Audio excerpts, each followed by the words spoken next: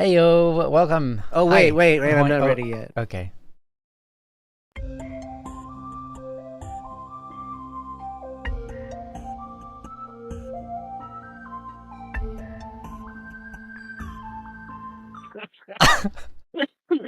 Oh, jeez. Yeah, Oh, I think so. uh, unfortunately, got your cough. That's all right. That's okay. Everybody needs to know. All right, are we ready?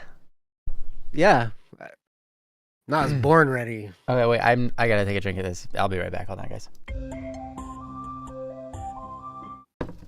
And we're back. Hey guys, welcome to Don't Worry Wednesday. This is the show where we're a bit silly. This is a show where we talk about the issues and the problems going on in life. Despite the jolly nature of the program, we recognize that life is full of ups and downs, and we hope to be a up for you, to be a friend that can walk alongside you and pull you up when you're down, encourage you along your journey, and help you as someone who's been through journeys before. We are not professional psychologists, psychiatrists, or anything along those lines, but we can aim to give you our best from our own experiences and the experience of lives around us. Also, starring many of you in the chat, you guys are super awesome and helpful. Feel free to share your advice and thoughts and just opinions, whatever it is, in the chat. This is a place of love and acceptance and just awesomeness. And you guys are so great. And we're happy to be here with you all. Happy to be here with each other. How are you guys doing today? How are you, Joe? Oh, fantastic. How you doing, Ryan? Doing great. Looks like everything's happening all at once for you. Joe's sick right now. Everything all at once, dude. It's dumb.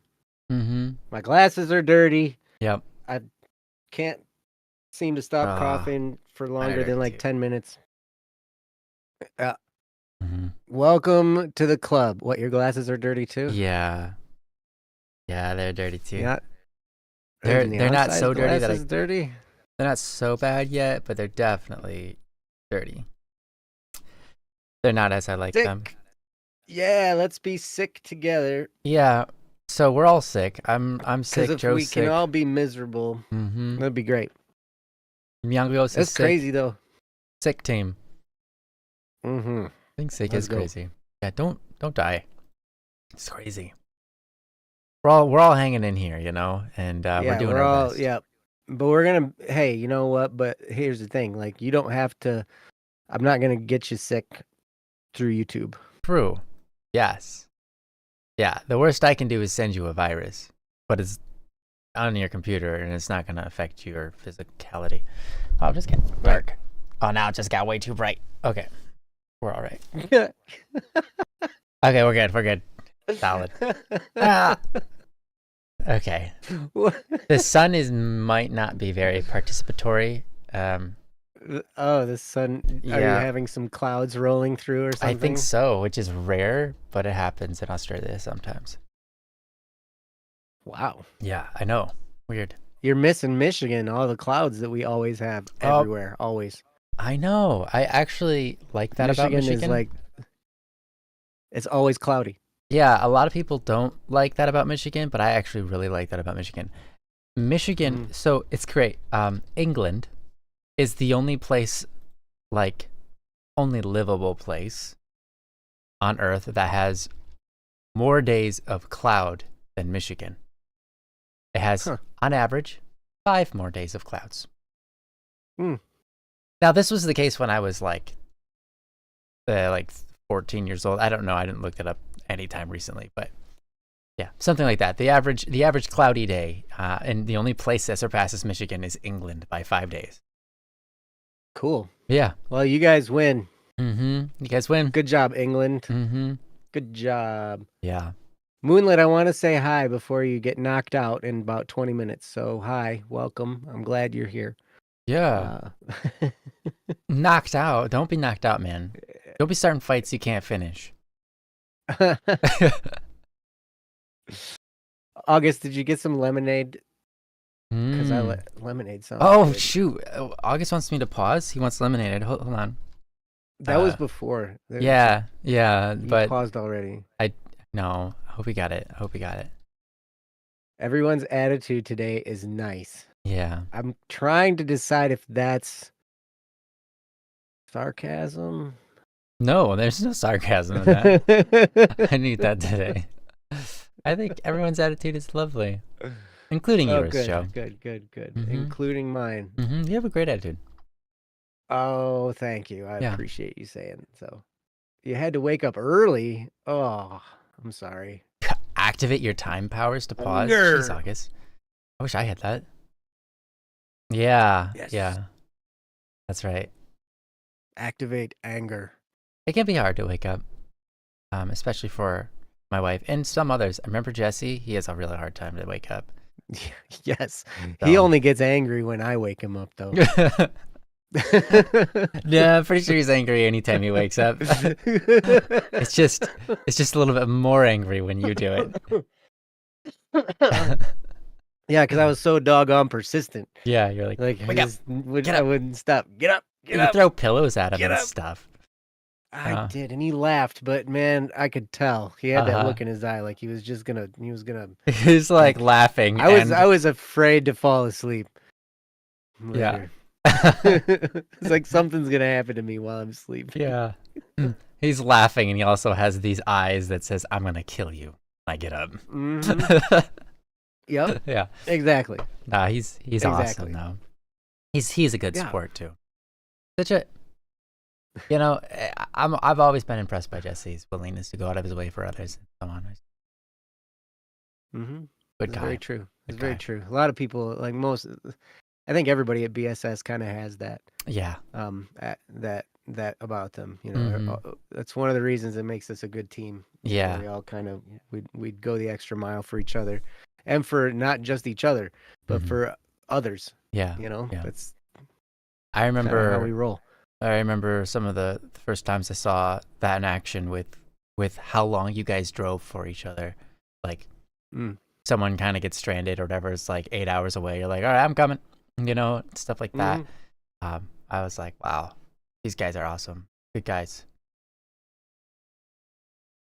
8 hours is a bit of a stretch. I know, but you guys would do it. You would do it. I know, I'd do it. That was because we drove a ton all the time. Yeah, back then those were the gig. We're driving nonstop every day. Well, okay. We're just gonna have to deal with the sun doing what the sun's gonna do. The sun's gonna do what the sun's gonna do. My fault for the sun. For relying on natural lighting. I could go unnatural lighting, but it's awfully yellow. I would gross. Dude, you gotta get a setup like mine. I have everything blacked out. Everything. So I control the entire lighting scenario. Yeah. The lighting is always the way I want it. I think that's the optimal way to do it. Agree. All right. Lemonade was necessary. Man, I'm sorry. Oh, it fell out of your bag. Right outside the store. Aw. Yes, lemonade fixes everything. Show them the ceiling. Whose ceiling? Mine or yours? My ceiling? I'm guessing she means our ceiling. Here you go. Can't control the lights if you can't. That's true. You gotta come up with other lights. Mm-hmm.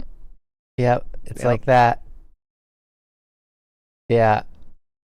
Now I gotta fix the camera, but hard. Love that. Yeah. Your camera is so funny. I know. Takes it one little whatever. That's good enough for me. Yeah, we cover the ceiling because of soundproofing, because the ceilings are way too high here, and so we needed to kind of drop them some way, and it worked. It actually worked really well. When we first set this up, all of the audio acoustic dampening stuff, we were really surprised at how everything had come together. It's like you walk in the room and you're just in a whole different world. So yeah. Yeah, it's pretty impressive. That's awesome. Yeah. And you leave and you're like, it's so noisy out here. And then you come back in, you're like, Right? so quiet. Lovely. Mm-hmm. Mm-hmm. Everything feels close to me. Yeah. Yeah, it looked like we were 10 sharing. out of 10. Mm-hmm. You have 10 out of 10 mess. Good job. Yeah. We're doing well. I'm proud of you. That's how you know we got it. Yep. It wouldn't be a mess if we weren't doing big stuff. old mess on the floor. Mm-hmm. That's right. That's so, right. we should do a That's topic. why our shop's always a mess. That's right, because you're always doing stuff. We're always doing stuff. Naturally. Yeah. We clean it only to make another mess. That's true. I've worked at a cabinet shop. That is how it goes. That is exactly how it goes. Yep. Mm-hmm. You make a big old mess. Mm-hmm. You make some stuff. And then you clean up your mess so you can make another mess. Mm-hmm. Beautiful. Well, we've got two topics here. One of them is urgent. By the way, if you have any topics on your mind, please send them to don'tworrywednesday.com. That'd be really helpful. We are, like as I just said, down to 2. So we have 2 topics here for today. And thanks to whoever sent the topic in last time. I think we'll be doing that one first. Because happy Saturday. Thanks, Zay. Thank you. Thanks, Zay. When Saturday comes around, I will be happy because you said so today. Yeah. Man, I will be happy on Saturday. I'm going to drink some coffee on Saturday. Oh, boy. Uh-huh. And do other Look things, out. too, that I don't get to do throughout the week. Look out. Yippee. Zay, you look crazy in my server. You look like you had bloody murder eyes in your picture, and I was scared of you. Mm.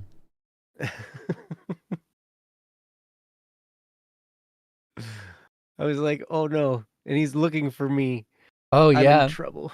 Yeah, Joe told me you were looking for somebody that plays the acoustic guitar, drums, is bald, and works at a cabinet shop. It has its name starts with a J. Yeah.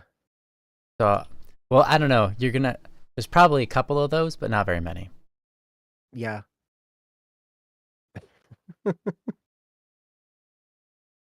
All right. So this topic, I think we'll do the urgent one first. What do you think, Joe? Is that a good idea? Yeah. Okay. Can I say anything other than yeah? Yes. Yeah. You could say yes. Or yes. Yes'm. Yes'm. Mm-hmm. Joe Biden? I don't know. Does Joe Biden play the acoustic guitar or work in a custom cabinet shop? Is he bald? Or is he bald? Does he play drums? And does his name really start with a J? Sometimes, you don't know. Guys and fake names, politicians and whatnot. These guys, yep. Yeah. But the J. Mm-hmm. But it does have Mama. Hard to argue, I guess. Thanks, all right. Mr. Salmon. Salmon. Joe Mama. Hey, nice to see you, Salmon. Nice to see you. Awesome. Okay. Mm-hmm. So this topic here, I'm gonna put it up on the screen for you guys, and I'll attempt to read it out. Forgive me if my dyslexia kicks in. This is from Anonymous, and it's titled Sibling and Family Issues. Here the topic is on the screen for you guys, and feel free to read along as I give it my best. The topic reads, "It feels like I'm dying. I know this is a heavy topic to cover, but I need help. My sibling and I are different My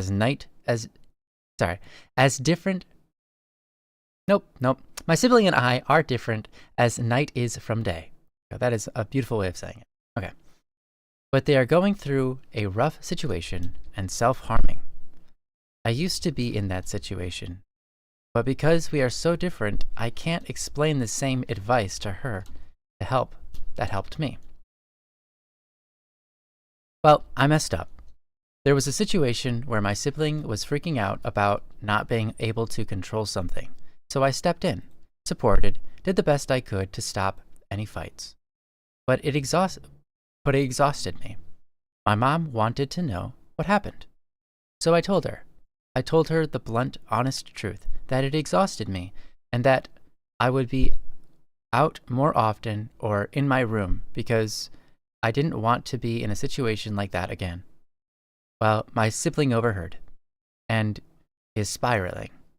I don't think my family's the type to put my sibling in a hospital, but now I have to redouble my efforts to keep my mom and sibling um, from spiraling along with keeping the other members of my family happy.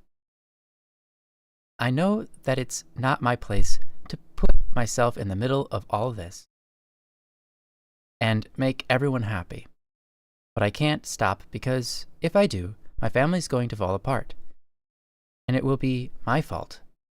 But I'm terrified. I'm terrified. I'm scared that something more is going to happen and that I'm going to lose my sibling and it's going to be my fault because I didn't do enough. That all my efforts are in vain. That it'll be my fault because I'm the only one holding things up right now. Please pray. Pray harder than you have ever prayed because I don't have the strength to. I'm going to be busy during the stream, so I won't be able to watch. But please, I don't know what else to do. From Anonymous. Oops. Yeah, that is a very rough situation to be in, obviously. It's a lot of weight on your shoulders, and to think that any of this could be your fault is a very scary and troubling concept, an idea and thought, and etc. And I feel you. I understand, and it's a very, very painful place to be in. It's a very exhausting place to be, entirely, for sure.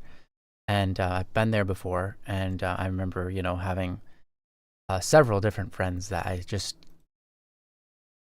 like you stay up like 10 nights in a row trying to help them, and you don't get any sleep, they don't get any sleep, and they're trying to overdose or something, and you're like just sitting there with them, or they're cutting and all that kind of stuff, right? And the stuff is real and it's very scary, and you don't realize how much you might be saving lives when you do it, but because like the idea of death is right around the corner, it's just it just feels bad. You don't feel like a hero, you just feel like just absolutely drained. And like nothing you do is working. Nothing you'll ever do is ever going to work, and it's exhausting. And so you're not alone in that boat. It's not, I mean to say that that's a pretty common experience. And thankfully also it's a pretty common experience for people to get out of this, and for it to build you into a person that is incredibly strong, and for them too. But that doesn't mean that it's going to be easy sailing, or that everything's in the bag and already sealed. It's a long journey, and it's very difficult. And yeah, my heart goes out to you, and I'll pray for you, because that is a very very tough struggle. Been in it many times myself. I know many people who have, and I very much wish you the best. And you have a great heart for trying, a great heart for putting yourself out there. And yeah, our prayers will be with you. I'm gonna give it over to Joe and see what he's got on this matter. And hopefully we can do this topic justice for you and help you maybe have a little bit more energy for it, but yeah, help ease your mind and give you some peace as well. So with that, I'm going to give it over to Joe. Well, thank you, Ryan, and thank you, Anonymous, for this topic. I know it's not easy to put this out there, and I know what you're going through is also very, very difficult. You did say correctly. You said, "I know it's not my place to put myself in the middle of this and make everyone happy, but I can't." And when you say that, you nailed it. It's not your job to make people happy. We can't. I mean, we can try and ease, people's discomfort. We can try to help them through difficult times, and we can be effective in that just by listening sometimes, just by being there, even if we don't say anything. Sometimes the best thing to say is nothing and just be there and listen. Sometimes it's just to understand. Like we talk about on this show, we're not professionals, we're not counselors, and we're not. But we do enjoy listening, we do enjoy empathizing, we do enjoy doing our best to help. And we've been doing it for a while now. As I look back on all the different episodes of this we've done. And yeah, this one is up there in the more serious of topics. And I want to reach out to you and say I'm sorry, Anonymous. I wish I could just give you a big hug once I'm not sick, so you don't get what I'm sick with. Yeah, because you don't need that on top of it. Right? Yeah. But yeah, it's so hard, especially because we can't see the future. We don't know what's going to happen. We don't know what's around the bend. We don't know. All of this could get fixed in an instant tomorrow. Something could happen and could change everything. We don't know. It's possible. It's maybe unlikely because it sounds to me like there's some things that need to be worked through here. Maybe professionally. I don't know. I don't know if your sibling is seeing a therapist or a counselor, but it might be that might be an idea of something to look into if that's not happening. And also yourself. Um, there's a lot of stress. This is a huge burden that you feel right now because you feel like you're the only one doing anything to hold your family together. And if you stop, it's all going to fall apart. And I understand the conviction that you might feel as a result, but you're not the only one holding up your family. It might feel like it. A lot of times when we're putting in all of our effort and we're holding up, our piece of something, we lose sight of everybody else who's trying, who's working.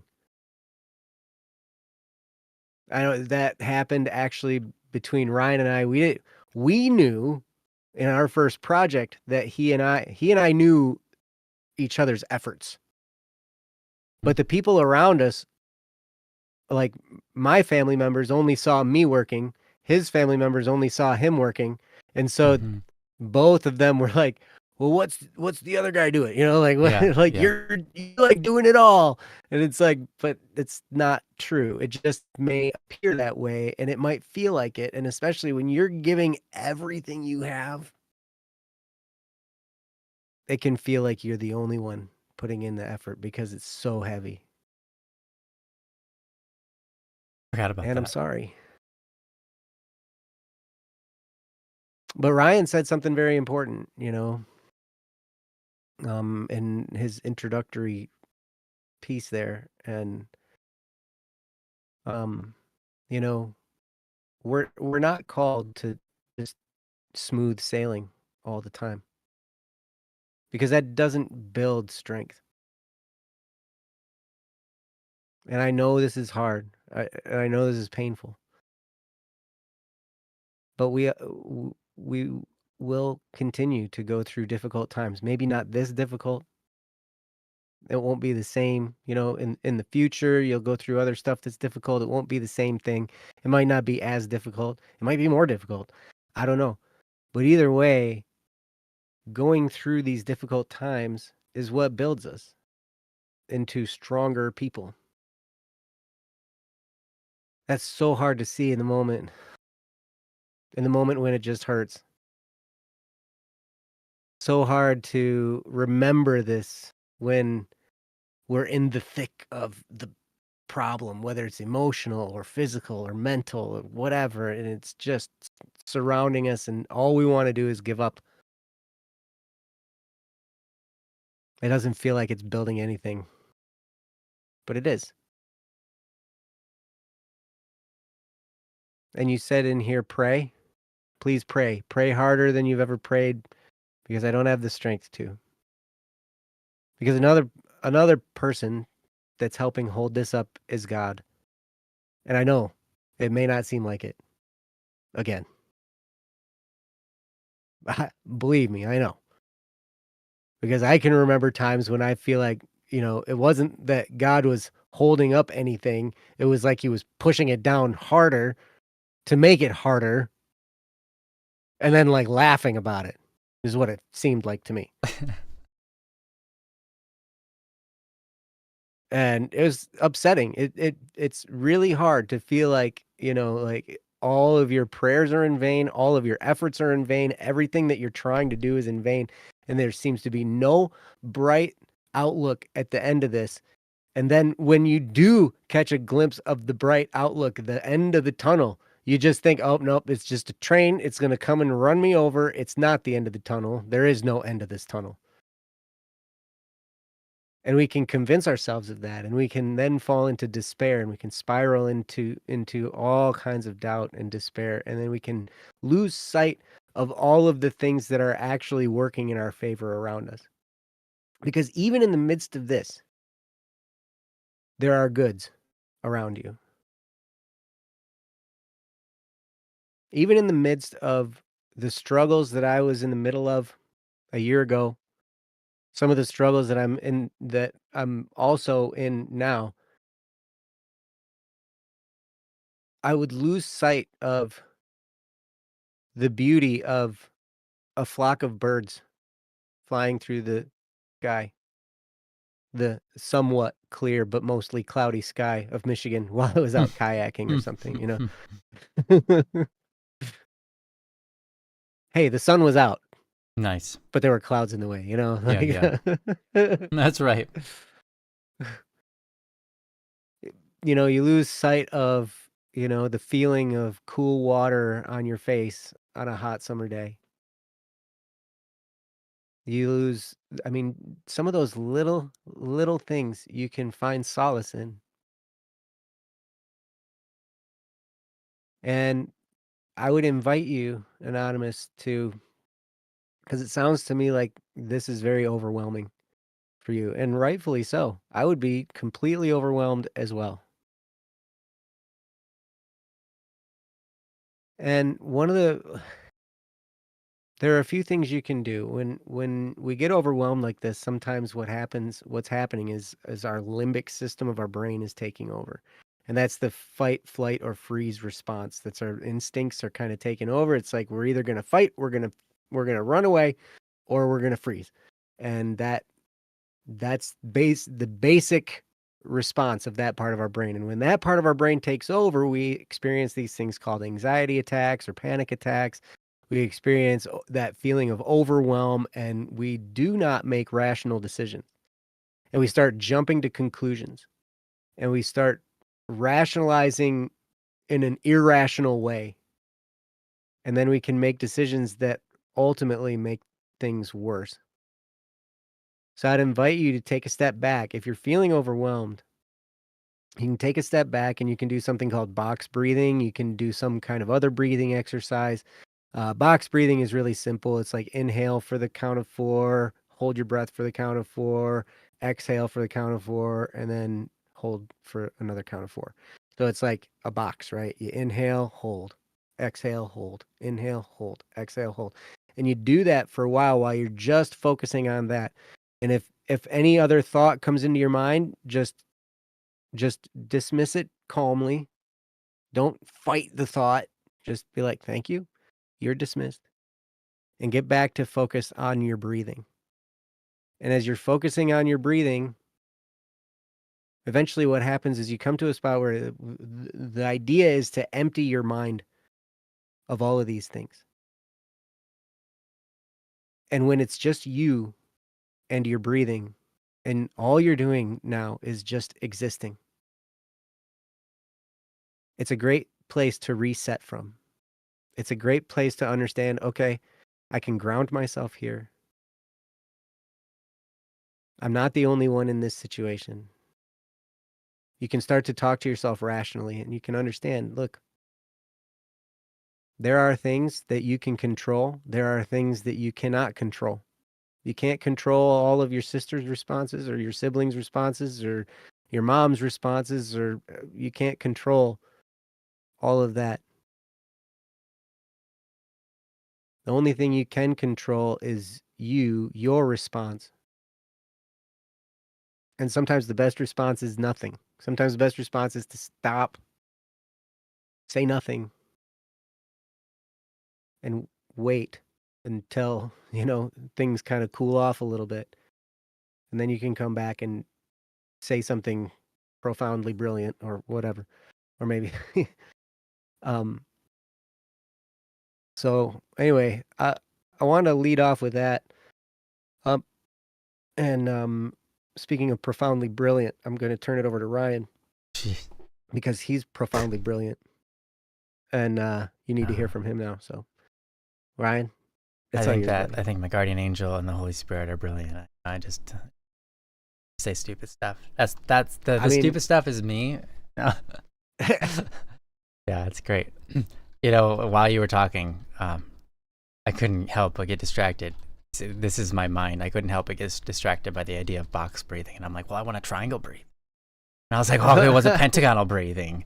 Look like, I'm just. We're gonna all the shapes. Get all the shapes. Yeah, that's where my mind was going.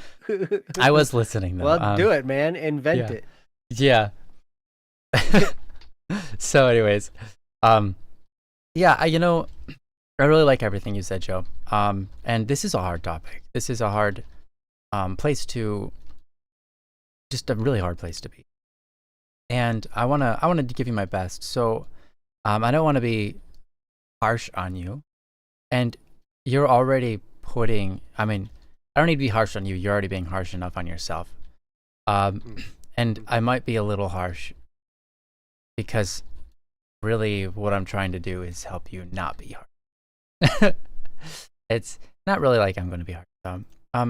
Here's what I think that is probably the most important thing you can do for those around you right now. Stop measuring. Just stop measuring. Right now you're thinking, you're thinking you're exhausted. Okay. Have you ever done anything and realized like you ever done anything and you're having fun, but like you're not exhausted because you're having fun? You ever done anything that's really hard and you just get exhausted right away? Your attitude makes up a lot. And right now you're measuring how successful you're being with your sister or your brother or whatever your sibling. You're measuring your relationships. You're measuring, how exhausted you are and how unfair it is. And it is unfair. The world's not fair. So it's okay to say that. It isn't fair to you. It isn't fair to any of you guys. Right? That's the truth. We just are where we are. And we can gain what we can gain. But if you are measuring, if you're thinking about, if you're thinking about this, that, and the other thing, right? Like, how good is this for me? Or this is really exhausting, or I didn't like this. Or if you're thinking things like, if this isn't going the way I want it to, no matter what I say, it doesn't make a difference, right? These are all kinds of measures. And I would as hard and difficult as it is, if I were you, I think the best thing you could do is stop measuring. Stop measuring yourself up against anything. Stop measuring the situation that's going on up against anything. Stop measuring your sibling up against who they might, or who they could be, or who they used to be. Just stop measuring. And what's the alternative to measuring?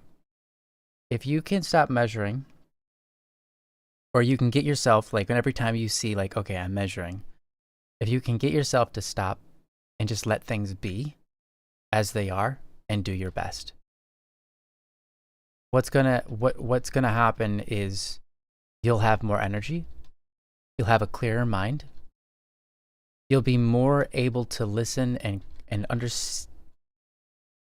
You'll be able to listen to your sibling better and come at it from different directions. Most of the time, you don't need to give advice at all. The best thing you can do is just be a part of the journey. I think something that's great is to just ask questions. Don't assume anything. And so it's like if you have a thought that's an assumption, like, oh, maybe it's like they're probably thinking this. That's why they're blah, blah, blah. Don't assume that's the case. Instead, ask them if that's the case. You know? For me, like in many of the times I've been in those situations, I found that's like one of the most useful tools ever. Just to say, you can say like, I have an idea that maybe this is how it is, but I could be wrong. So is this what's going through your mind, or is it something different? Like, what is going through your mind that leads you to this? And let them tell you. Don't assume stuff, right? Let them tell you what they're feeling. Let them tell you the way they're thinking about things and why they feel the way they feel and so on and so forth. Because that's for them. That's for them. They need to hear themselves. One of the main problems that they're probably going through is they're not in a good place with themselves, right? So they're not probably really having an open conversation with themselves. So just being someone who can listen can help someone hear themselves, but it can also help them identify what's going on better in an environment where it's meant to be healthy, meant to be trying to move forward a little bit, right? So I find that that's really helpful. But I think Joe's spot on. It's not about what you have to say. I think a lot of times it's just about being there. I've said many times on streams before, and I don't know if you've ever been there when I've spoken about it, but one of the best ways you can ever help anybody ever is not by giving advice, not by necessarily telling them your journey, though those things can help. And that's what we do here on this show, but we're kind of like second party, third party. But for a first party, someone who's actually in the relationship with the person, one of the best things you can ever do for someone is be on a journey and invite them along the way. Be on a journey yourself. Be on a journey yourself and invite them to be a part of it. If you find that you need some self-growth somewhere and you make that your focus and you invite them along the way and they accept, suddenly their brain will start to shift towards that focus too. I've seen it dozens of times, and it's one of the most beautiful things ever. You put your mind to something, you start chasing it, and you invite them to the rewards, you invite them to the journey, you invite them as a partner along the way. And that has some of the biggest returns for just relational growth, but also like inner workings of like how they see the world, how they see themselves, and just that improvement is really there. Now, you might feel like that's not something you don't have anything in mind for an adventure of sorts. But if you can find something, maybe that they're passionate about doing, maybe make that your goal. And make it fun. Don't make it something that you have to do. Make it something you want to do. Something you're excited about. Something that you're like, I can't wait to get to work on that again. That'll be really cool. Or this is a really hard thing to do, but we're gonna do it. We're gonna do it. Okay, you and me. We're gonna do it. You go on a journey with somebody. Journeys make things happen in our hearts, in our minds, and souls. That's the way to do it. And I know that's hard. It's like, how do I have the mind and wits about me to create that journey? I don't know. You don't have to create the journey. The journey's just there and ready for you to have it. You might have to come up with the idea of like what to chase. But after that, just go. The journey, you don't have to plan anything. Just go. That's kind of how it goes. Want to go rock climbing? That's a great one. Invite them along for the journey. Learn how to rock climb. Right? That's something. I think that one would be really cool. That's just, I don't know. I think that would be really cool. Rock climbing, sweet. But yeah. So I know that that's difficult, especially right now for you with all of the stress, with feeling like part of you wants to just escape, go lay down in your room and just be away for a while. And that is 100% understandable and sometimes really necessary and needed. You need to be cared for too. But I think it's important to remember that God will care for you. He will care for you. You're taken care of.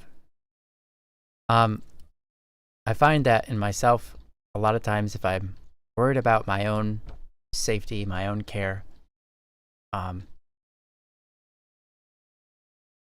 start to focus on how I'm not cared for or something, and I don't feel cared for. I start to focus on things like, oh, this could be better, that could be better, and I don't feel very well taken care of. If I focus on being, I don't know, anything, that's how I'll feel, how we see the world is how we'll feel inside of it, right? And so, again, my point isn't to scold you or say that you've done anything wrong here, because you've done everything right, everything that you can do. I'm just trying to help you with a little bit of taking away some of the pressures that don't need to be. Because what you've got ahead of you is a tough journey. That's it's true. What you've got ahead of you is very difficult. But it's also very doable. But it's also very doable. Thank you. Yes. It's difficult because it requires you and requires all of you. But by no means does that mean that, it's definitely very unlikely you're going to have it or achieve, whatever, it's not an unlikely thing. It's a likely thing that everything's going to go all right, but probably will require a lot of you, a lot of what you have to offer. Here's the thing though.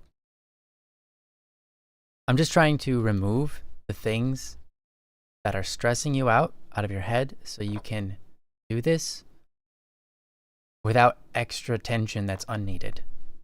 And so my first thought is stop measuring yourself, stop measuring others, stop measuring the situation. Don't measure just because it is what it is.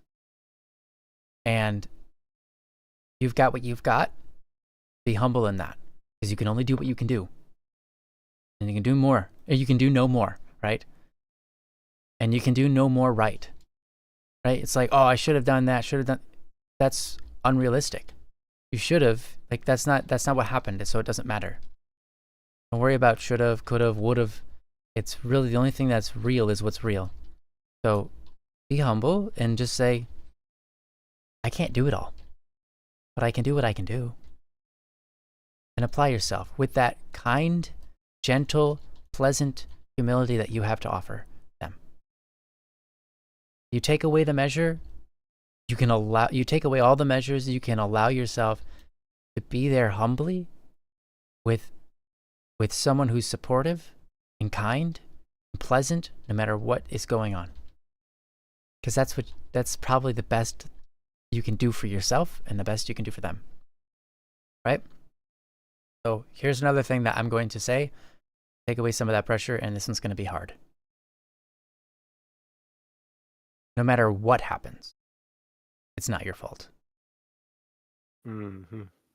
If your sibling cuts themselves, that is their action, not yours.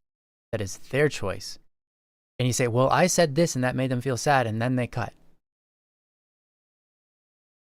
Okay, here's the thing. You did say that, okay? And you can apologize for that. And you can say, I've changed my mind on that. I did mean it at the time, but I've kind of rethought about it, and I don't think that's the way I need to be. You can say that. You can apologize. But their choice is always their choice. Their choice is their own. If someone yells at you and says, blah, blah, blah, blah, blah, I don't know, it doesn't really matter. Someone yells at you and you do anything, it's your fault that you chose to do the anything, right? So don't put that on yourself as if the actions they take are your fault. You don't have control over them. That's not fair. That's not right for you to say it's your fault. It's not right for you to take responsibility for them. Okay? So no matter what they do, if you're worried about, worst case scenario, right? I don't really want to say on stream, but if you're worried about worst case scenario, again, take it out of your mind that any of it could ever be your ever. Because their choices are their choices. It's their choice. And thing is sad as their choices can be, as harmful as their choices can be, as terrible as their choices can be, it's never your fault. And I think that's important to know before heading anywhere with this. Because, again, if you're carrying that weight, of course you're stressed out. Of course you can't handle it. No one can handle that. Because you're carrying the weight of something that is absolutely nothing to do with your control or ability to stop or anything. Ability to cause even. Because here's the reality. They make choices based off of your words. So do other people. And the choices are different. So it makes you think that you have any kind of control. Like you say, I like sausage. One person goes, ew, you caused them to go, ew. But another person said, oh, yeah, yum. because I mentioned sausage. Yeah. Some person goes, yeah, I love sausage. I love sausage and taters, and it's so good. Is it your fault? And bacon. Is it your fault they like those things or dislike those things? Is it your fault that their reaction, even if they don't like it, they don't have to say ew. They chose to do that, right? That's in their reaction, right? They might not even be their own choice, to be honest, but it's them who did it. Or you could say it's their subconscious mind that led them to that action. And they might be subconsciously doing, they might not even be thinking about what they're doing before they do it. I think in the world we live in today, and have always lived in, there's a lot of that. There's a lot of self-harm that comes out of subconscious, terrible, bad thinking and habits. That's not a choice. It just kind of happens. It's not like someone sits there, and even if they do sit there and contemplate and they make the wrong decision, part of that is kind of not their fault. So your sibling, understand that. And I mean, this because you've probably been there before, but understand that if they had it their way, they wouldn't be where they're at. They're stuck where they're stuck. And they need help getting out. And they're going to be their own help in that. God's going to be a help in that. The world around them can be a help in that. Can be a help in that. But all of it, in the end, is in their actions, their words, and their thoughts, and what they're able to do. So, don't take it upon yourself to say, I'm the one that I'm the one that can save this. It's my fault if it wins. It's my fault if we lose. That's not real. That's unrealistic. Not your responsibility, but you get the option to do it. It's not your responsibility, but you get the opportunity to be a help. It's not your victory. It is your victory if there's a victory. It is your loss if there's a loss, I suppose, right? It's not your fault. Because nothing entirely in this world is controlled by you. Not even yourself. Okay? We have a hard enough time controlling our own self, our own thoughts, our own muscles. It's true. It's true. So, it's very true. Be humbled. Be humble enough to recognize that that it's okay, that it's not up to you. And the things are the way they are, and they're not good.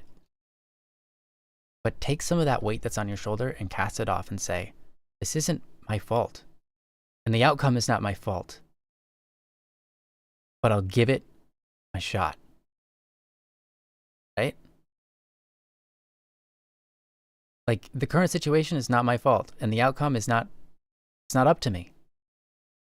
But I can put my efforts forward. We'll see where things go. That's the right way of looking at it. And if you look at it that way, you're an opportunist, which means what you're doing, you see as opportunity, not as something that's purely exhausting and you have to put up with because you're afraid of the outcome if you don't. Right? The outcome isn't necessarily up to you, but you can be there and help a lot. And maybe that'll change the outcome. But again, in reality, it's not up to you. So that doesn't mean don't try. It just means that weight isn't on you. Don't carry more weight than you need to. Mm-hmm. I know it's really hard. I know it's really hard taking that in. Mm-hmm. I know it's very, like, you kind of have to defeat yourself first before you can take that on and go forward. Like, because you have to wrestle with a lot of things in your head to go through with this idea. But if you can, it will make a world of difference to you and to the people around you, because you will be able to be there as someone who is truly supportive, truly just there to help, not worried. Like, no matter what happens, nothing will exhaust you. No matter what's going down and what kind of crazy is happening, none of it will ever be too much. Because you've got a clear mind, you've got a mind that is willing to serve and help and do its best and take on whatever it needs to take on without thinking the doom and gloom, without feeling the abyss upon your shoulder, without feeling the emptiness sucking you in and concentrating on all the wrong things. Like, yeah, there's so much wrong that we can concentrate on when we're trying to help someone. Like, they're being a pain in the butt. Very true. You know? Yes. It's true. They are being a pain in the butt. Maybe I'm being a pain in the butt. Yeah. Maybe we're all being a pain in the butt. Yeah. We're all being a pain in the butt to each other. But yeah, I know it's really hard, but just kind of coming in this with a little bit of humility, no measure, go a really long way. I'll tell you, I've met a lot of people I've had to be there for, and I've been doing it since, I think I was like, I've been doing it before 14, but like when I was 14 all the way in until I was like 20 something, I had like at least one person constantly that I was talking to in like kind of their lifeline, some small way. Again, it's their choice. I wasn't actually their lifeline, but I was in constant conversation with them about all of this negative stuff going on in their life and trying to be there for them, right? And over the many years, I got better. And I remember in my 20s seeing other people start doing that were younger than me. I couldn't take it. They got so stressed out and freaked out and like exhausted and started like their personality just changed and like started like just freaking out. And I was like, what is going on? You know? And I saw this happen multiple times. It's like, some people just can't take it. That's not true. Everyone can take it. Just, there's a bit of a difference between me, who's been there since I was like 14 until I was 20. You know, when I first started, I was freaking out, you know? And so my point is that don't make this I'm not trying to say make this your career or anything. I'm not trying to say go find people to like save. No, not what I'm trying to say. What I'm saying is you don't have to be free. You can be the person that comes and helps like a hero, doesn't ask for anything in return. doesn't expect things to go easy, doesn't get all torn up inside when everything is going wrong because that's what you expect. Everything is wrong. So of course it's going to go wrong. Like, you're dealing with someone who, like, their whole life is upside down. Even if you say a compliment to them, they're going to take it upside down. You know that. So it's okay. Don't take it personal. Be there for them. And like, you seem like a person who's probably very empathetic, and that's a good thing. It's like great that you care. And that's really great. But empathy isn't a virtue. Remember that. Empathy is super important, but it's not a virtue, right? Sympathy is not a virtue either. Sympathy is really great. Sympathy, I would define it as being able to understand someone's circumstances and feel for them, while as empathy is a feeling that you get because the other person is feeling something, feeling sorrow of other people's sorrow. Sympathy is understanding the sorrow while not necessarily feeling it. But neither of those are necessarily, I mean, they're good, but they can be something that destroys you. I see people who have high empathy freak out at everything. Like, you're like, oh, this person, they're, blah, blah, blah, they just blah, blah, blah. And then they go on like like, it's like they're gonna fight the world for this person. And it's like the other person who's going through it doesn't even care. It's like you're having empathy for something the other person doesn't even feel yet. I've seen it. And it's okay. It's okay. They are, that's just the way they are. But empathy is not a virtue, right? So try to be empathetic, try to be sympathetic. But the virtue is compassion. Being merciful, being compassionate, right? Those are virtues. And so be compassionate. Do care.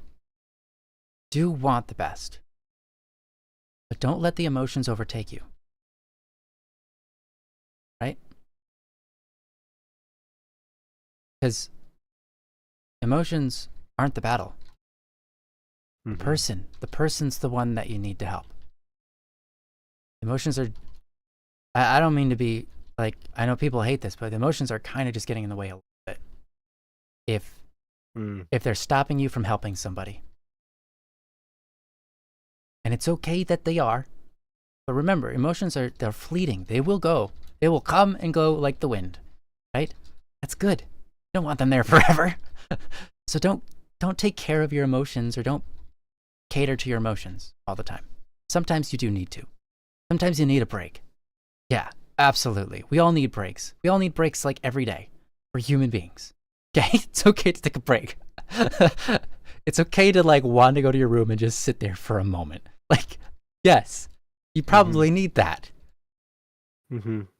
But yeah, I'm hoping all of what I said is truly helpful to you, so that you can be there in the moment and be there for them and not worry too much about all this other stuff that's not helpful.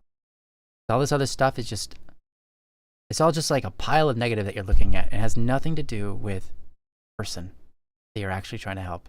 You just need to be there for the person, right? So I'm just trying to help you fish all that stuff and see that's just dead weight. Just dead weight. Doff it off and focus on the person. Focus on the love you have for them. Help them to love. Go on a journey together. Like, go on a journey together. There's nothing that says love like that. I'm telling you. It's great. Go on a journey together. And that's, I know, I talked for a really long time. This is an important one, right? So that's what I've got. I don't think I have anything more I can say, but I am interested to see what Joe's got to say. I don't have much more to say. I like the idea of you're talking about go on an adventure, go on a journey, take them with you on a journey. Yeah. And one of the great things about a journey is, when you're focused on going on a journey, when you're focused on whether it's the journey itself or the destination of what you're trying to get to, when you're focused there, what are you no longer focused on? Right. Exactly.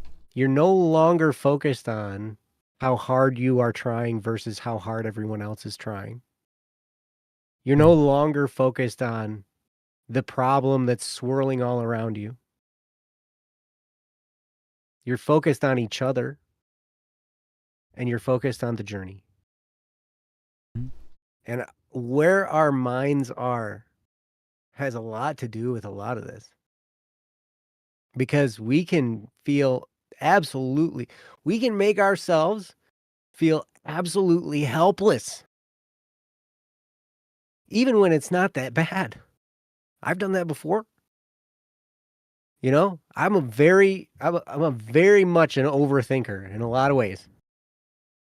Right now, there's a storm going like crazy. If thunder comes through my microphone, then cool. But I'm just hearing like all this crazy thunderstorming outside. I love But thunderstorms. I know it's so fun. I'd like to be outside watching it. Yeah, I wonder if there's any other animals that love thunderstorms. The only ones I know are human beings. Yeah, and most of them don't. I don't know. Maybe I don't know. Some of them don't. Well, most of the time, I mean, if you have shelter that's readily available and you can just go inside, you know, you get to enjoy it, right? You know, like, yeah. Sorry, anyways. But yeah, so if we get our focus in the area of how hard things are and how much of a struggle it is and how much we're going through, not that it's bad to take stock of where we're at, because it is good to do that.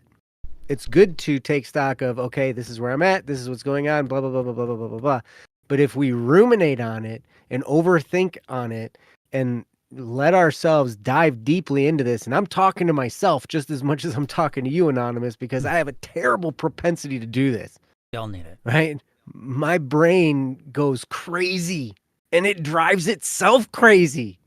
And I drive it crazy by overthinking and by going into these like infinity different, you know, it's like scenarios that this could possibly be. And infinity different outcomes that this could possibly be, and how horrible all of them are going to be, and none of them are going to be good. And, you know, like, I don't know. It's crazy. Like, my brain just goes there. And I can totally make my living, I can make my life a living hell by doing that. You know, but if we can flip the switch just a little and focus on the journey, focus on an adventure, focus on doing something new, focus on learning something new, focus on going somewhere new, on taking someplace new, focus on something we can do that's good, somewhere we can go, something we can do, whatever. If we can flip that script just a little, it can make us feel a little bit better, a little bit more at ease, a little bit more hopeful about the situation. And we can keep moving forward in the midst of what could be just incredible pain, incredible hardship, and an incredible weight on your shoulders. And you can keep going because your perspective is different, because you're not thinking about all of the bad, hard, how bad it is, how hard it is, how painful it is. You're thinking about where you're headed or where you're going to. And sometimes we can take great comfort in the fact of what I said right at the beginning was that, you know what? You know, smooth seas don't make a very skillful sailor. So when we get into the rough water, when we get into rough areas of our life where it hurts and where it's hard, that's what actually can strengthen us and make us into more than what we are now. It can make us into a stronger human being than what we are now. And we will surprise ourselves at how big we can become and how powerful we can become at handling some of these things. Because it's like, not these things don't even matter because I've handled this and this and this. Like, bring it to me.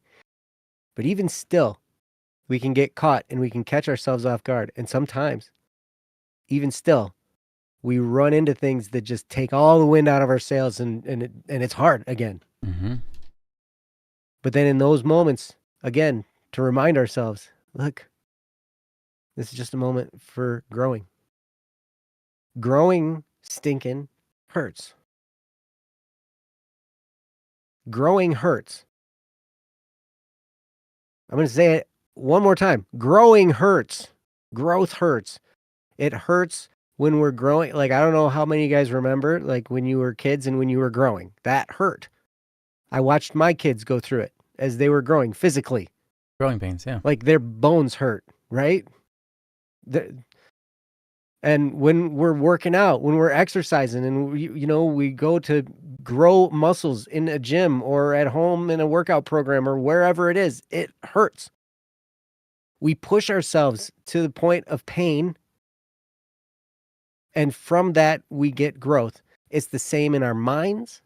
Growing, like, anybody ever go to college? Anybody ever study something really challenging? Anybody ever go and have some really, really hard class that taxed your mind so much you were exhausted mentally, you couldn't think straight, might have brought on a bunch of anxiety for you? That's pain. But through that, you grow. You grow smarter. You grow in knowledge. This proving ground, where you are with emotion, I mean, this is taking all of your being, right? Because there's physical exhaustion that goes on with this. I mean, emotions, all of this stuff, it can totally tax us fully, all the way around. And then we're completely drained. This is the proving ground for wisdom. So as you grow through this, you're going to be much more wise. You're going to see approaches that work. You're going to see approaches that don't work. Mm-hmm. And it's going to help you to respond differently. I don't know if you've ever been to the confessional before. We're Catholic, right? So, like, we go to the confessional. I go a lot because I need to. Ryan probably goes once every year like he is supposed to. No, I mean, like, I'm supposed to. Yes, that's probably accurate, but no, I should go way more. Way more. But when you go to the confessional and you confess something that's like that you think is completely crazy, like, the priest is just like, whatever. Yeah. There's nothing that shakes them. They've heard it all. It's like, I did this, bazillion and times. you look at them, and they're like, on. Like, Yep, exactly. I was expecting shock. Right. Oh, okay, hold on. Oh, no, really? Yeah. But you're going to be able to sail through those turbulent waters with ease in the future. You're going to be able to handle so much more. And when something knocks you off guard again, because it'll happen, you're that much closer to the reminder of, haha, this is the proving ground for wisdom. This is where I grow. Of course it's going to hurt. Of course it's going to be painful, but the pain will subside. It'll go away. It'll change. It'll get better. This too shall pass. I remember hearing that over and over and over again and having to say it to myself over and over and over and over and over and over again. A lot. This too shall pass. It will. And there'll become a time when it's just a story. When it's a story that you tell to people. Kind of like we do when we tell stories here about the things we've been through. I've got a lot. Yes, right. And it can, yeah, well, and it can help. It can help give perspective. But everything that you do, you gain XP. You're doing it right now, and I'm proud of you. I'm sorry it hurts. I'm not going to say it won't, because it does. Let's just be honest with each other. It hurts. It's hard. But you can make it, and you're making it. Mm-hmm. Good. And on the other side, you're going to be stronger, and you're going to be more wise as a result. You're gonna be great. That's what I got. Yeah, thanks, Joe. I want to lastly give credit where credit's due. Anonymous, you're doing a great job. You're trying really hard, and a lot of this stuff that we've said, you're probably like, I know that. You don't need to tell me. But that's something I've already worked on. You don't need to say that to me. No, it's my sibling that needs to hear this. You're probably right. You're probably right. And if they're having those experiences and feelings in your head right now, that's okay. I'll tell you what. There are times where I've heard people say things. It's like, no, I'm the one that's the master of that. You don't get to say that to me. And then in my humility, I'm like, wow, that was really prideful. I shouldn't. I obviously do need to grow in that. But there are times where someone says something, and I'm like, yeah, okay, yeah, I've been there. I kind of understand that. I know that's true because I learned that through my own experiences. And if I have that sort of response, it feels like, okay, yeah, no, I actually did learn that lesson. So hearing it again is fine. But all I'm trying to say is, if you feel like, we're hitting you hard, it's only because we can't help your sibling. We can only try to help you. And we can only see the things that you put in front of us. And we can only do our best, right? And so I want to say, like, you're really doing great. And you're trying incredibly hard. And you're taking a lot on you because you care a lot. And I think that's really great, that you care so much. So it's encouraging to see other people in this world who love. And you are one of those people. So keep loving, keep doing what you're doing. You probably got a lot of what we're saying already right. I just hope that there's a few nuggets in there that really do help, and help you guys move forward in this journey. Because, yeah, it's important. It's an important thing. Offer yourself the good of the others. And it's not easy, but with time, you'll get good at it. And you're already that's what you're on right now. You're already getting better. You're expected to meet some failure along, figure things out from there. So thank you so much for having the courage to come on here and share your current situation, and being willing and open to hearing our thoughts on it, and being, just a loving person. So yeah, that's what I want to end with there. Great job. Doing good. I'm Awesome. now Walter White from Breaking Bad. Yes. Of course. Heisenberg, let me cook. That sounds like what? Okay, his name Jesse, we need to cook. When you said let me cook, it sounded like Arnold Schwarzenegger. Oh, yeah, sorry. Let me cook. Let me cook. I will cook. Okay, I can't do Arnold Schwarzenegger. But either way, you get it. Yeah. Does that mean I'm gonna have to shave? You don't have to shave because you don't have to I don't be look like Walter White. Walter White. I don't think Walter White is a very good. Maybe Walter White looks like me. I think so. Yeah. Walter White is not a figure to follow. Not a really good role model, so you don't have to, Joe. Yeah, now you can't unsee it now, can you? Oh no. What have you done? Yeah, it's all right. It's all right. People say these things. Yep. That's all right. Yeah. Maybe I need to take I see. I take my glasses off. Oh no. Yeah. Then I can't see as well. Yeah. And yeah, whatever. Okay. I'm a bald guy with facial hair. Alfonso, you're always on here telling us that we look like people. Do I still look like Abraham Lincoln to you? Yeah.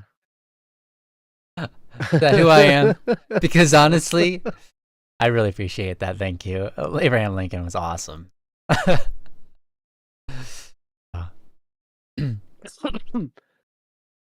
Yep, always. Okay. Will always be. All right, I'll always be your Abraham Lincoln. Great. You know what? Perfect. Again, I'm happy with that. Abraham Lincoln is a stellar human being. So I'm proud of that. That's great. Thanks, Alfonso. until you shave that beard. Yeah. No, I'm definitely not Abraham Lincoln. Yeah. Then you're I'm then you're shaved. No, because then if I you're shave my beard, I'll just be then shaved you're like Abraham Lincoln. yeah, That's, shaved yeah. Abraham, Shaved shaved Abe. Abraham. Yeah. Yeah.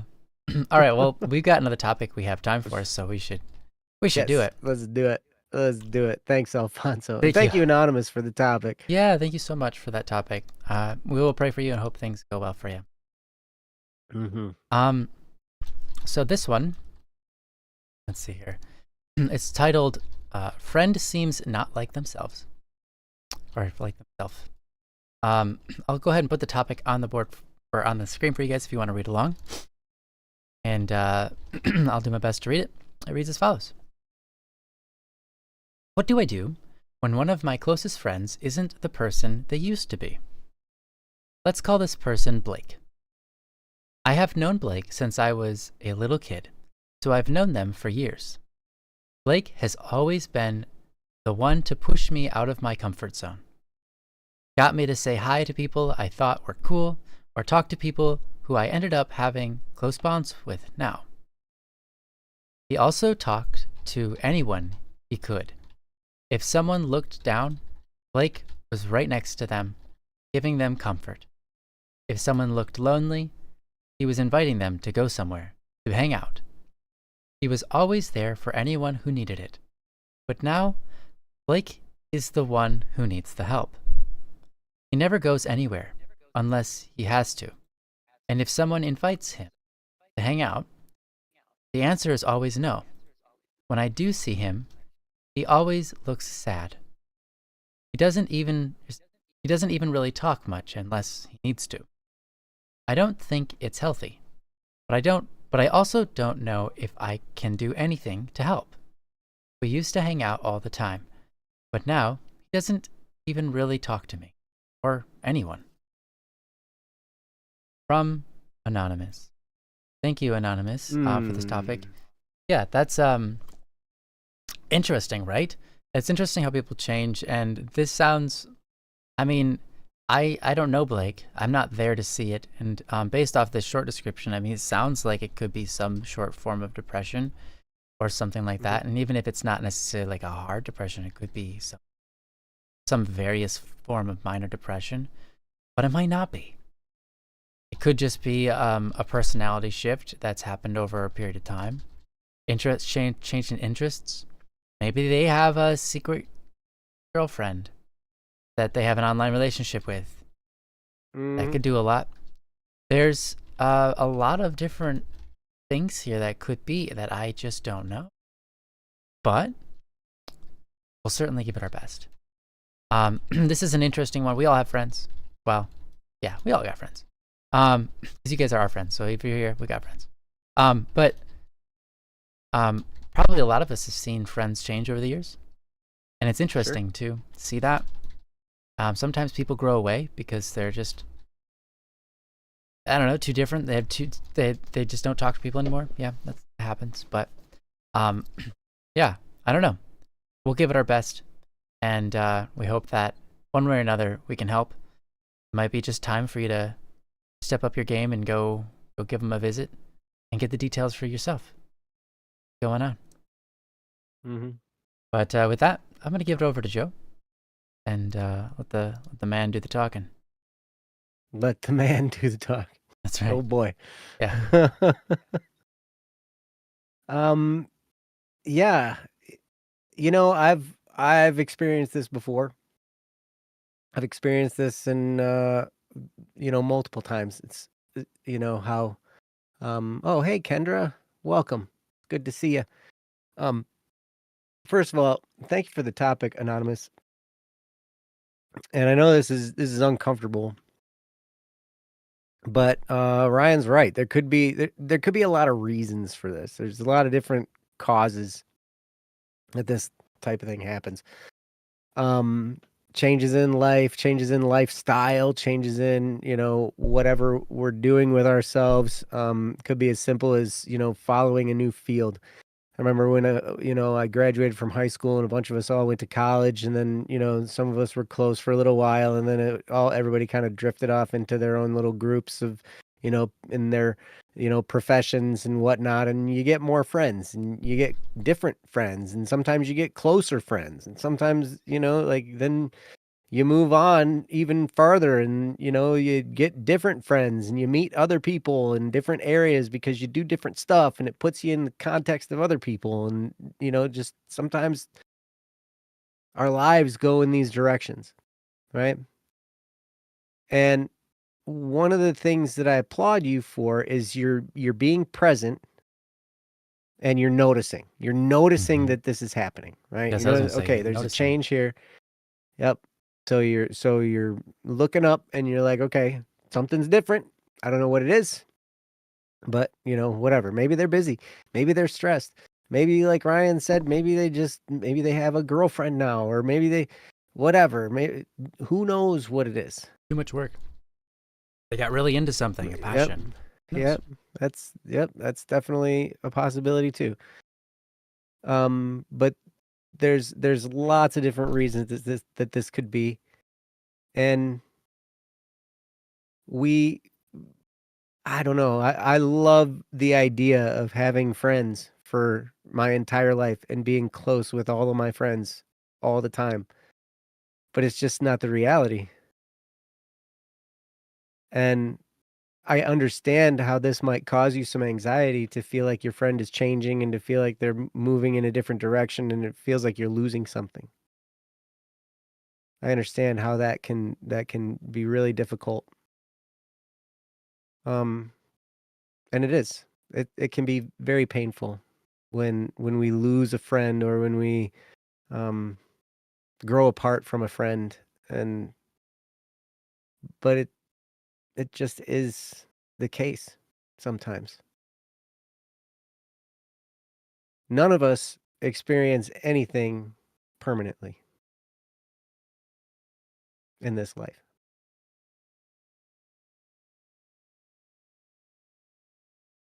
People come and go. I mean, ultimately, people live and people die.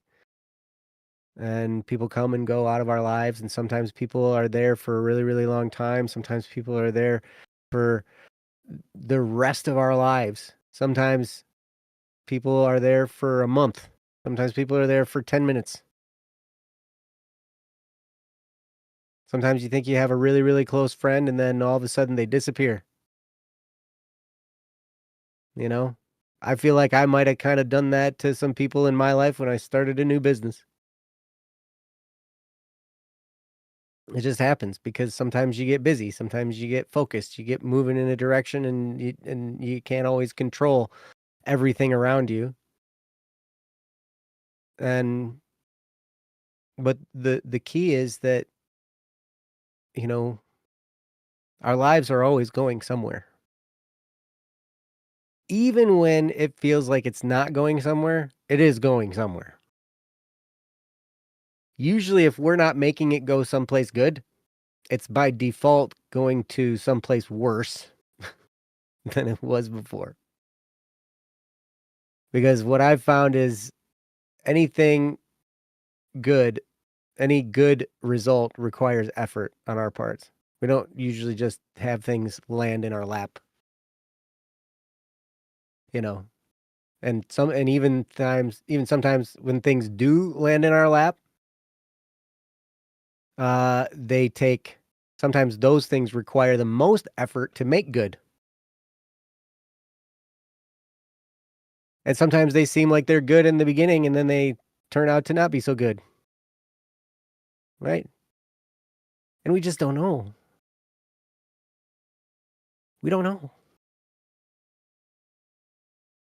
And so one of the things I have to constantly try and tell myself is, you know what, be thankful for the time I have with the people that I have around me right now, because I might not always have them around me. I could tell you all kinds of stories about when my kids were little and all the things that I had to do. I could tell you stories about, as they got a little bit older and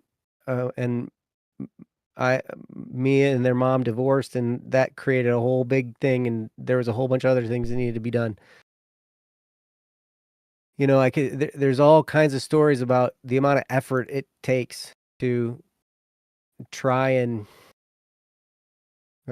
sometimes the effort is to do nothing at all, and that's the hardest thing because people need space sometimes. And that's really difficult. But each one of these people that comes into our lives, we can learn from the experience. We can grow from the experience, and we can experience love from them. And hopefully they can experience love from us. And that's really the more important part. So even though it may seem like, you know, this friend of yours is leaving or is growing cold or whatever, sometimes the best thing you can do is just love them. You don't have to be all up in their face and whatnot. You don't have to be telling them you love them, telling them you miss them. You don't have to all, but just in your heart, love them. And try and foster that goodwill in your heart for them. Because it's really easy to sink into an area of want, an area of despair, an area of loss. And it doesn't serve you very well to go around ruminating on that. And who knows? Maybe that's something that happened to your friend. Maybe they've experienced loss, and that's why they're in this state they're in right now. Like Ryan said, maybe there's some depression. Maybe there's some mild depression. Maybe there's some severe depression. Maybe there's a lot of stress. Maybe there's a lot of pull from another person in their life. Maybe, who knows? There could be a bazillion different reasons why this is happening. But I want to express to you, Anonymous, that it's not your fault. It's not. Even if you're the reason, even if you did something that offended them, and that's why they're not talking to you as much, it's still not your fault. Because reconciliation is generally possible with two willing parties. And if you're willing to be reconciled and they're not, it's not your fault.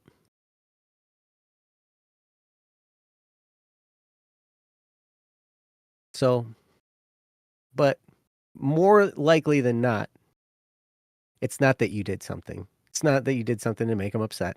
It's not that you did something. It's just that they've grown into a phase of their life where they're exceptionally busy, exceptionally focused on other things. And that just happens. Our lives are very dynamic. They move in all kinds of different directions. And they continue to do so until we die. I hope I continue to grow. I hope I continue to expand. I hope I continue to stretch further than I am right now. I hope that I still have the energy from now until the day I die to continue growing and to continue reaching for more and to continue reaching higher and to bring more people along. It's such a tremendous goal of mine to have, to create areas for people to prosper, to create areas for people to be creative, and to do this along with me. And I love it. I love that, you know, the idea that hopefully we can create some opportunity and we can bring a whole bunch of people along with us. I really like that idea. And I hope that I never stop. Even though sometimes it's really exhausting. Sometimes I get knocked off track and sometimes I get all distracted and whatever. And then, you know, and then I gotta like pick myself up and dust myself off and get going again and blah, blah, blah, blah, blah, blah, blah. But, you know, like I hope that I can never have my mission too far away from the forefront of my brain. And maybe that's what you need too, Anonymous. Maybe you need to snap back into focus what your mission is. You say, I don't have a mission. I don't know I was supposed to have a mission. Okay, well, I'm telling you right now, I have a mission. And it doesn't have to be some grand life, plan or whatever. It can just be, I want to get in shape. I want a fleece coat. I want a fleece coat, man. Tell them. And I got to save up the money to get it. That's right. You know what? But find a mission. It doesn't it could be silly. I have a mission. Some people get excited about this. I get really excited about this. I have a mission for the Joe.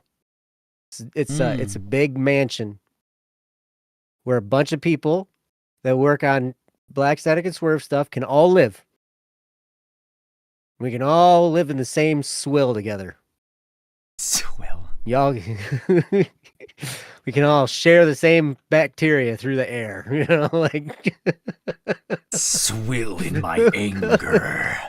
Yes. I see it. That's a good villain line. Yeah. Mm-hmm. That's good.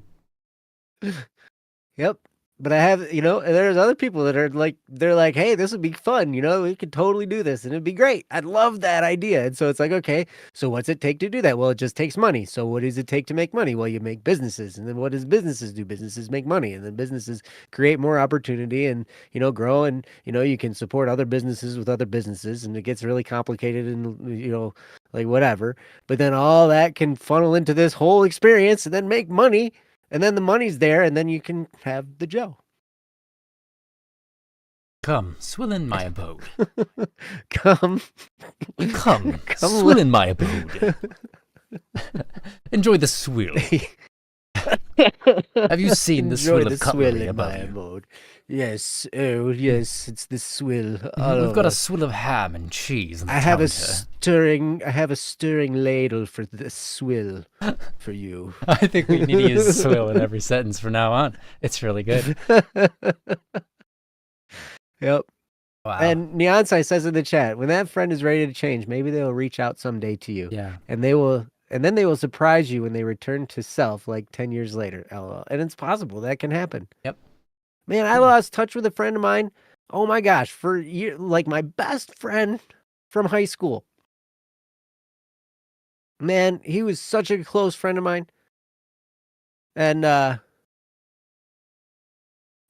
we'll just call him Russell because that's his name. Yeah. I love that.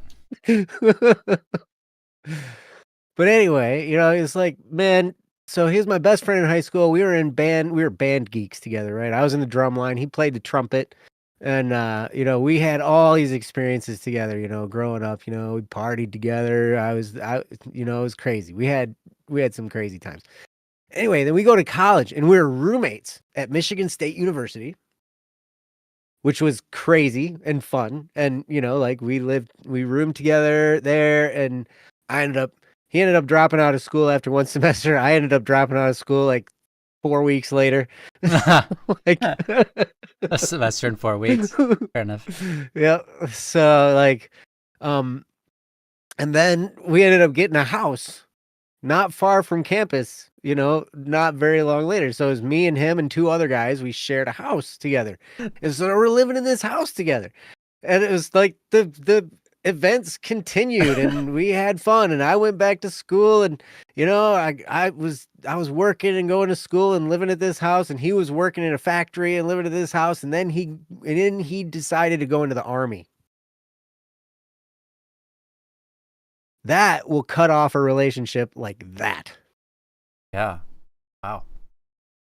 He went into the army. And I didn't see him for months. And then a year.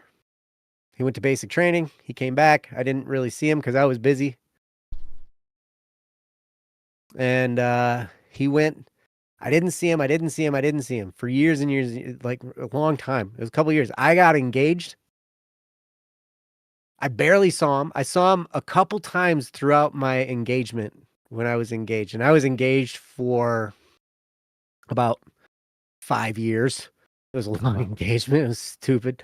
But then I wanted him to be one of the groomsmen in my wedding. And so I like had to figure out how to get in touch with him. And so I got in touch with his girlfriend, or I got in touch with his mom or something. And like, but then all of a sudden, hey, there we are together. And when I got married, he was like 2 weeks from getting home from being deployed in Macedonia, Mm.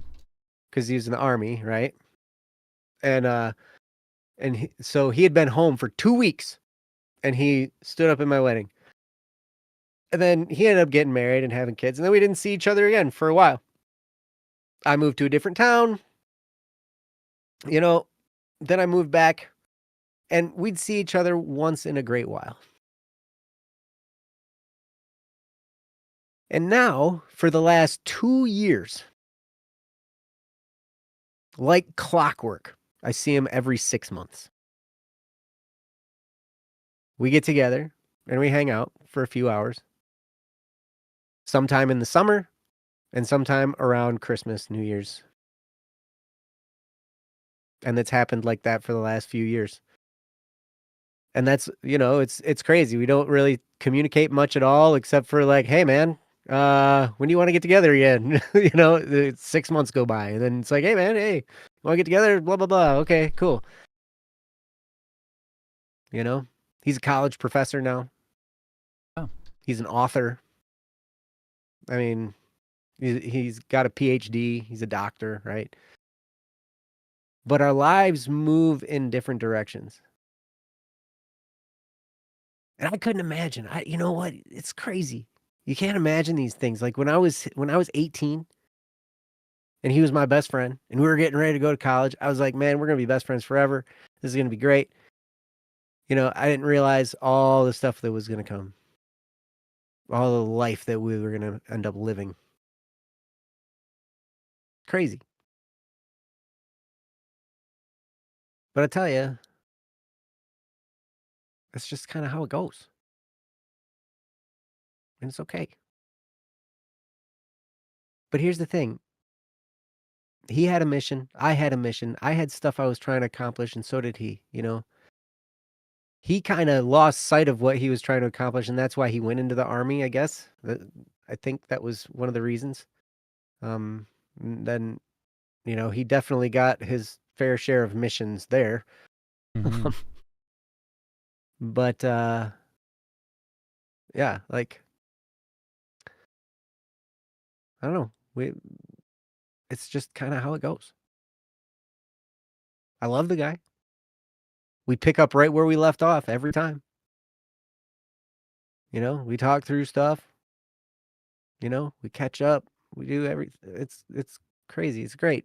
And we love each other. We don't have any animosity toward each other. We don't feel like we lost each other over the years.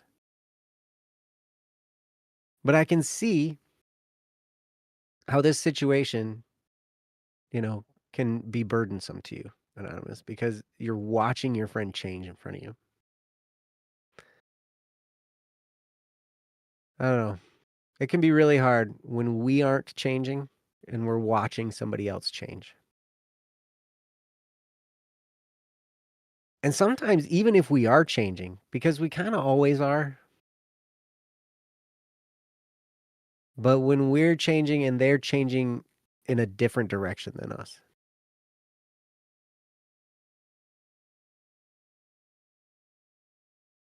I don't know what's going on with your buddy. I don't know the reason for this change. But if it's something that's a concern, you might talk to him about it. You might ask him, hey, I've noticed, there's some stuff that it doesn't seem like you're yourself. Is there something going on? You can do it in the most caring, loving way possible. And, pay attention to their response. Because they might be waiting for someone to reach out to them like that. They might be really struggling. And you saying that they might be like, oh my gosh, this person truly cares. I can count them as one of my true friends because they truly care. Or You know, you might ask them that. They might snap at you, and then they probably got a girlfriend. Hmm. That's funny. Just kidding. That's not necessarily the truth. But anyway, um, yeah, I don't know. That's kind of where I'm at. So I'm gonna leave you there with that, and I'm gonna turn it over to Ryan, and Ryan's going to Well, I'll give him my best. expound actual wisdom. I mean, I think you It's kind of gonna be said it good. all. I agree. Like in life, you know, you have lots of friends and they move forward and you move in different directions. There's no, Mhm. it doesn't, to me, it doesn't feel bad whatsoever. I expect that out of life, and it's a beautiful thing. If I had, you know, people are so valuable. My friends are so valuable, but it's like the reality is they're so valuable. I would have to spend all the time in the world with them to kind of even come close to amounting to value, but I still wouldn't be able to do it, right? Like I wish I could spend all the time ever with everybody, and then also all the time with myself by myself, and you know, it's just not possible. And it's not just a time thing, you know, but it is a time thing. That's why it's really cool that, you know, bearing all things good, maybe, you know, heaven is an option that we can have more time with these loved ones. But regardless, you know, right now, what we have is limited time, limited faculty in our brain to process things, limited actions, limited energy, limited everything, right? And that's expected. And it's lovely. It's not a bad thing. It's a lovely thing. You're going to meet new friends, you're going to whatever, right? And you know that. And I think Joe said it great. You know, some people you'll kind of talk to every once in a great while for the rest of your life, and you'll be happy and you'll be friends and you'll be good. You'll have closer friends that you talk to every week, and you'll have people in your life that you never see again.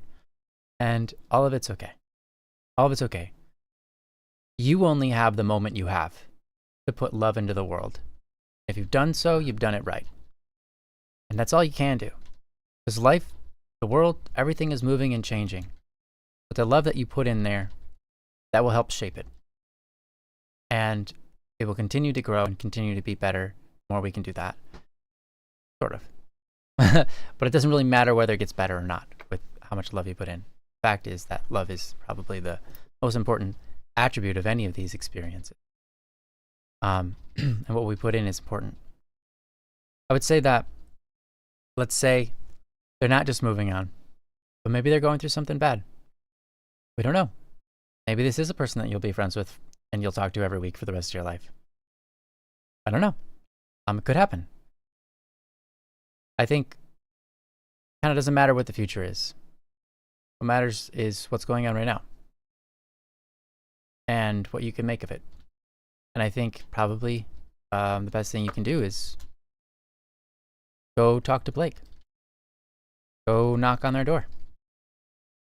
Go knock on their door one day and just say, hey, I wanted to chat with you. Is that all right? Got a moment to talk? Got to get some time? And then talk about it.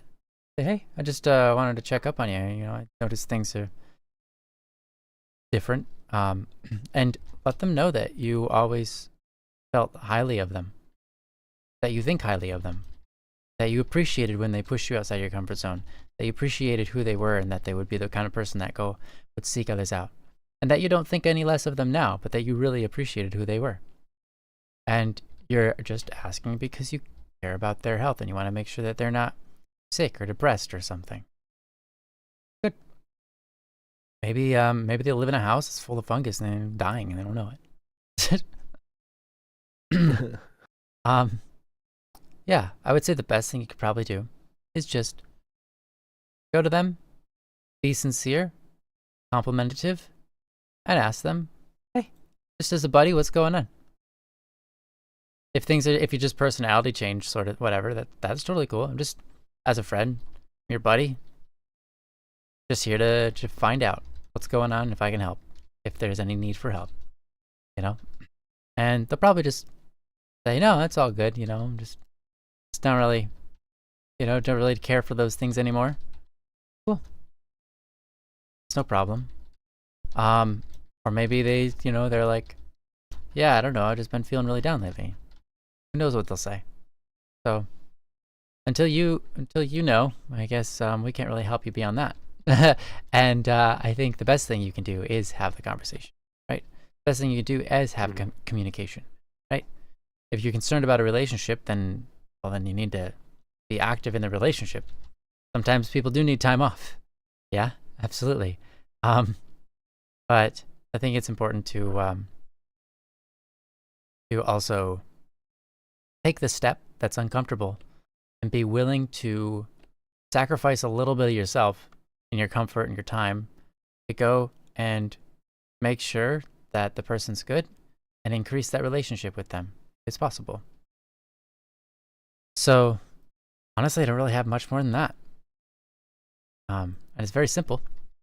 A very simple thing to me, straightforward, and just to say, hey, you know what? It's gonna be all right. And all you can do is ask. All you can do is make an attempt. Find out. Find out. Make an attempt at what you ever find out. It's like, oh, you just hear they're not doing well. You know? Okay. Hey, what can I do for you? Is there anything I can do for you? You want to hang out every every Friday, and I can just stop by. We can play some games together, stuff like that. You have no idea how much something like that keeps this person hanging on and feeling happy. Like when they're going through the roughest times, knowing that, hey, every Friday I get together with my friend though, and that does a lot. Tell you what, right now, coffee does that for me. No, I'm just kidding. I'm not hanging on to anything. I'm not in a depressed state or anything, but knowing that coffee's coming to me on Sunday, and it's like, because I'm doing Lent right now, and on Saturday and Sunday I take my coffee, and I'm like, can't wait for that day to come around. It's getting close, And on Monday, I'm like, oh man, come on. I don't get to drink any coffee anymore. Yeah, yeah. But then I'm excited for the whole week to come by and just pass and get there. So yeah. It can do a lot just to set something up where you have a weekly appointment. Yeah, that's such a great fun thing to do. So yeah, that's really all I got. Blessings to you, Joe. Yeah. Ryan, I like what you're saying, and it's funny. I think with this sickness, because of how it was over the past 5 days or whatever, I don't think I'm addicted to caffeine anymore. I think I got through all that because I didn't drink any coffee for a couple days, and I went through the headaches because I was just knocking myself out with drugs, And so now I'm like, I don't have caffeine withdrawals anymore. That's great. It's crazy. So yeah. So now I'm free. But anyway, Kendra says in the chat, I had these friends in college and I don't talk to them anymore. There's one I'm friends with on Facebook, but even so, we don't talk anymore. We both changed. And it's just, it's the nature of things. And I really like how Ryan was putting it, because it is okay. It's okay. And really, the enemy here isn't change. It isn't, this estrangement from the people that we once were close with. That's not the enemy here. The enemy is the worry and the anxiety and that. Yeah. Right? Yeah, absolutely. Right. Because the more we're focused on the loss, the less we're focused on love. Yeah. Because when we're focused on the loss of somebody or something, in essence, we're kind of focused on ourselves and the fact that we are losing something. And we're almost treating a person as a possession. Now, I'm not saying you're doing this. I'm saying, you know what? So you have a genuine concern because this person, their personality is changing. And I would talk to them. I would ask them about it. I would at least show them you care enough to say that you've noticed this and just want to make sure everything's okay. And if they say everything's fine, maybe you just take it at face value and be like, okay, I just wanted to check on you, But, it's hard because I like my friends. I like my friends close. I like my friends, around me. And when I lose them, it sucks. But I have to remind myself, this is a person. It's not a possession of mine. They're not something for me to have, something for me to control, something for me to manipulate. No. No, not at all. That's a free human being. And what I can do is I can love them. I can love them when they're with me. I can love them when they're apart from me. And if I can still foster love in my heart, and if I can still let that well up, this love for them, you know what happens is I don't sense the loss. Now, sometimes I've had this happen, when somebody passes away that's close to me, and we can really sense the loss, and it can be really, really hard. But even still, the more I can fill myself with love, and not just for the person that was once a part of my life, but for the people immediately around me now, wherever I'm going. When I go to the gas station, when I go to the Walmart, when I go to the Myers. Actually, it's Meyer. I was corrected years ago. I'm Wow. like, I'm gonna go to Myers. They're like, you're gonna go to Myers, huh? You mean Meyer? I'm like, yeah, I'm going to Myers. They're like, do you also go to Walmart's? Hold on. I just have to make a suggestion Hey, that see you later. maybe, See you later, Manty. yeah, maybe you're right by saying Myers. Here's why. If you're going over to your friend's house, you're going over to your friend's. Mhm. House is implied. Like I'm going over to Kyle's. I'm not going over to Kyle. I'm going over to Kyle's. I am going over to Kyle and Kyle's. House is implied. What if I'm So if going? you're going over to What if I'm going? Myers, that means you're going over to the Myers store or the Myers place. So I think it's okay to put the yes. So I could say Walmart's or You could Target's. say, yeah, I'm going to the Target's store, which is located at blah, blah, blah, blah, blah. Like, technically, you just have to have the word implied.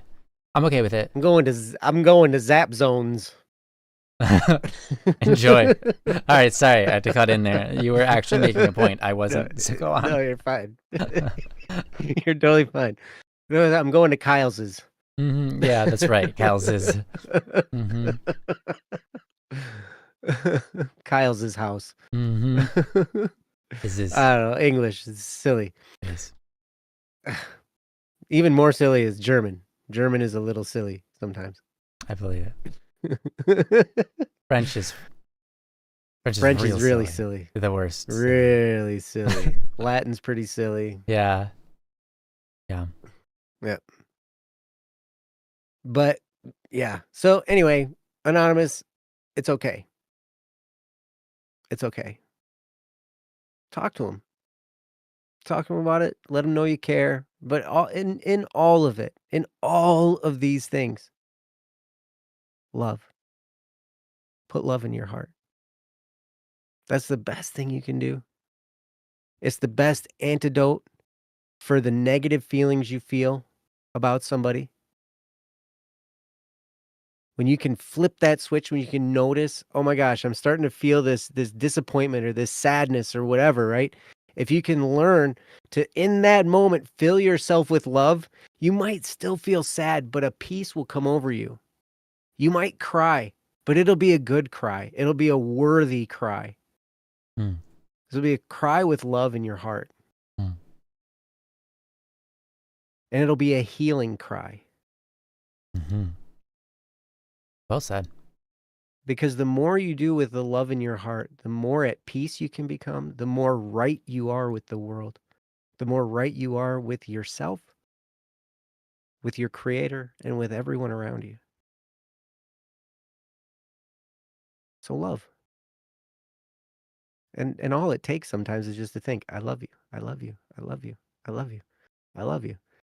And you can't help but feel it start to grow in your heart. And you might get a little bit excited. And you might start to smile with your eyes instead of just your mouth.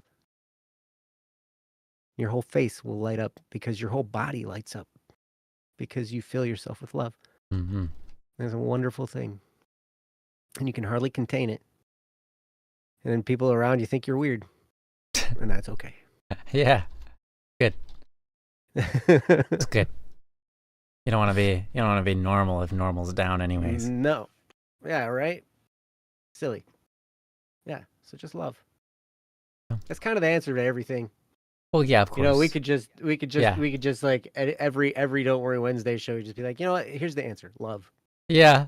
Just read the topic. It's really long, and then just be like, love. You know what? And then okay, next topic. Kidding. Love. But honestly, that's true. Anytime I've faced any amount, now there's stuff to go through, there's stuff to plow through, and sometimes we need help finding that love muscle again in our heart, you know, like finding that spot because we're so buried in stuff. And maybe that's where you're at now because we get confused. But sometimes all it takes is just a reminder that it's possible for us to love. And we can love again. And it's wonderful. That's really it. Stop going back to me. I'm go. Okay. Oh, sorry, I didn't listen very well. I did the thing you told me not to do. I'm sorry about that. I won't do that again. I'm sorry about that, Joe. Yeah, you will. You're gonna do it again. You'll do it. If you don't do it this time, you're gonna do it next time. You're the producer. All right. Uh-huh. Right. Okay. Okay, Joe, you're off the screen, so you can do whatever you want. Guys, thank you so much for Don't Worry Wednesday, for celebrating this day with us and for being here. You know, I'm very tired, but also, we are out of topics. Like literally, some topics. Literally, we have now 0. Technically, there's 1, but it doesn't count because it's just a test. So obviously, doing a topic on this is a test doesn't do anything for anybody. But so if you have any topics, any thoughts on your mind that you'd like to talk about, please go to don'tworrywednesday.com, and that would be really helpful to us and the show. I'll go ahead and type it in the chat for you right now. Very easy. It's the name of the show. If I can type it right. There you go. I believe in you. Thank you. There it is. Don'tworrywednesday.com with a capital H. Click it. I'm gonna click it. I clicked it. Did it work? Oh my gosh, it worked. Wow. It's a working link. You can click, dude. Oh my gosh. Check it out, guys. Pretty cool. Dude, press a button. There's a big button in the middle. It says submit a topic. And then you can press some buttons on your little device down here that's, keyboard. And then you can fill out some words and statements and submit a topic, and it'd be really great. Because next week, we don't have any topics. Who knows what we'll unleash on you guys. Oh, boy, it's going to be honestly, crazy. I'm making it sound like it'd be cool, but it really won't. So it would be much better if we had topics. Yeah. Dude, I can put you in timeout. Oh. Okay. on Discord? No, on YouTube. Oh, that's fun. Thank you. Yeah. I need it. I need a timeout. I can't hide you on this channel though. Oh. Interesting. Well, probably because I'm a moderator or attached to the mod. Yeah. I'm not just a moderator. I'm attached to the account itself. Yeah, you kind of are. Yeah. True. Anyways, nevertheless. All right. Anyway. Yep. Sorry. Thank you guys for being here with us. You guys are so awesome and lovely, and we appreciate all the wonderful chat and just love that we have in this stream with us. And we hope to see you guys next week. Blessing, and yeah, love you all. Bye now. Bye-bye. Peace. Oh, and